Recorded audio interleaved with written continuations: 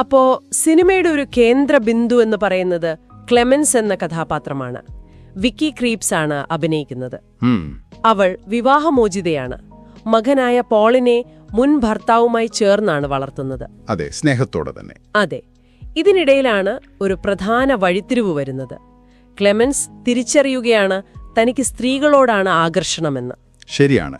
അവിടെയാണ് ഈ നിരൂപക പറയുന്ന ഒരു പ്രധാന സംഘർഷം തുടങ്ങുന്നത്. അതായത് ഒരു അമ്മ എന്ന ആ ഒരു റോളിൽ നിന്ന് മാറി സ്വന്തം ഇഷ്ടങ്ങൾ തേടുമ്പോൾ സമൂഹം എങ്ങനെ പ്രതികരിക്കുന്നു എന്നത്.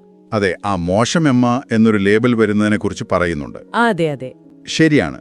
ഇവിടെ രസകരമായ ഒരു കാര്യം, അല്ലെങ്കിൽ നിരൂപക എടുത്തു പറയുന്ന ഒരു കാര്യം, ഒരു സ്ത്രീ അമ്മയായി കഴിഞ്ഞാൽ പിന്നെ അവളുടെ മറ്റെല്ലാ ഇഷ്ടങ്ങളും വ്യക്തിത്വങ്ങളും അതിന് താഴെ വരണം എന്നൊരു അലിഖിത നിയമം പോലെ സമൂഹം കാണുന്നതാണ്.